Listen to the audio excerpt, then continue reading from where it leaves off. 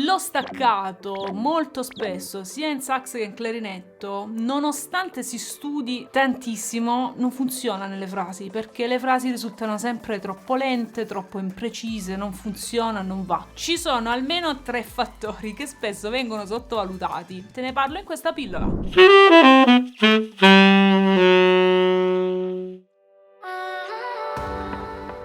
Ciao, sono Emanuela Vitali, sono una sassofonista, una clarinettista professionista. Insegno alle persone a suonare sax clarinetto anche partendo da zero, faccio corsi, lezioni one to one e ho questo canale su YouTube dove divulgo un pochino di informazioni. Aiuto anche con percorsi di coaching le persone a trovare la loro strada, a trovare nuove strategie per studiare, per performare meglio. L'altro giorno un ragazzo mi ha scritto e mi ha detto: Emanuela, io sto impazzendo con gli esercizi di staccato, studio lo staccato tutti i giorni da oltre 2 mesi, faccio esattamente tutto quello che mi dice il mio insegnante, però quando vado a fare gli studi sullo staccato non mi viene per niente bene, le frasi non fluiscono, non funziona niente. Mi puoi aiutare? La domanda è talmente interessante che ho pensato di farci una pillola perché potrebbe essere utile anche a te. Uno staccato rapido e preciso è comandato da 3 cose principali. La prima cosa è avere una lingua rapida e leggera. La seconda cosa importantissima è la coordinazione fra le dita e la lingua. E il terzo fattore molto importante è capire il movimento delle frasi. Devo ammettere che è un punto un pochino più particolare per il quale si ha bisogno di una guida. Quando si studia, a meno che non si ha una grandissima, enorme musicalità, è un po' difficile capire il movimento delle frasi e di solito sono gli insegnanti che aiutano gli allievi a comprendere come far fluire la frase. Di questi esercizi che ti sto per nominare ti lascio volentieri un piccolo PDF nella descrizione di questo video,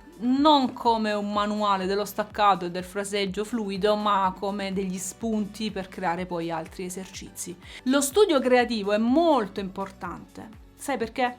Perché quando sei creativo hai la possibilità di sistemarti da solo tantissime cose. Se noi prendiamo uno spartito e lo leggiamo da capo a fondo, funziona come esercizio, ci mancherebbe altro. Però se noi ci rendiamo conto che su un passaggio, per esempio Do-Re del sassofono, abbiamo delle difficoltà, se abbiamo un minimo, poco di creatività, possiamo crearci un esercizio fatto apposta per noi e quindi ci aiutiamo da soli. È una creatività sana che ti porta vantaggio nella tua vita.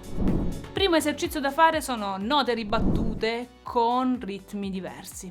Prendo una singola nota e creo dei ritmi particolari. Come riferimento prendiamo una nota Si terza linea in chiave di violino.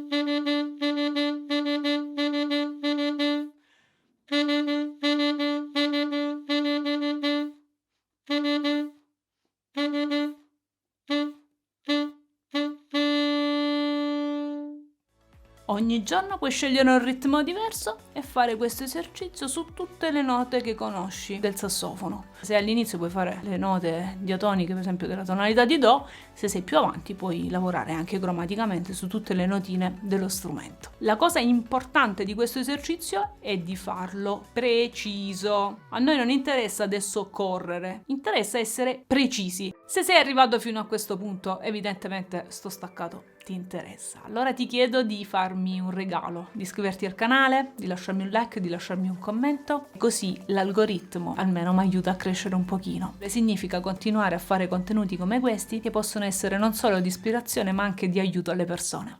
Esercizio numero 2. Possiamo prendere per esempio qualsiasi scala, anche a salti, ed esercitarci sulla scala. Possiamo prendere una scala di Fa maggiore, ricordiamo che il Fa maggiore è un Si bemolle in chiave, e fare la scala di Fa maggiore staccata. Questo serve per coordinare le dita con la lingua. Possiamo fare 2 battiti per ogni nota, possiamo fare la scala con ritmi diversi, tutto sempre in staccato. Anche in questo caso ci interessa essere precisi, non ci interessa correre. La velocità arriverà di conseguenza quando saremo precisi nel lento.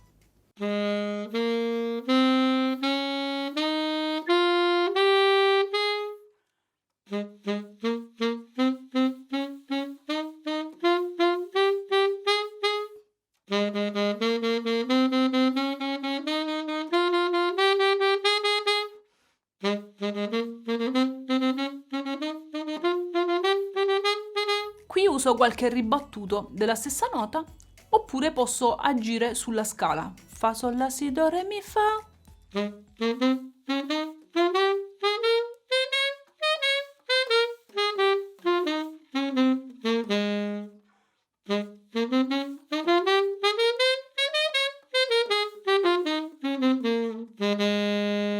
Anche qui mi posso sbizzarrire con il tipo di staccato e ritmo che mi piace di più. Ogni tanto uscire dalla zona di comfort fa bene perché ci fa performare meglio. Il terzo esercizio molto importante da fare è di enfatizzare le frasi. Per fare questo in una pillola è molto difficile da spiegare come procedimento, perché si tratta di capire come va il climax delle frasi, come staccare una nota rispetto ad un'altra, come staccare una nota che si trova in un tempo debole, come staccare una nota che si trova in un tempo forte, e questo dipende moltissimo dal tipo di esercizi che si fanno, dal tipo di libri che si seguono, dal tipo di repertorio che si studia. Quindi dirlo in una pillola è un po' troppo difficile, quindi non ne parlerò.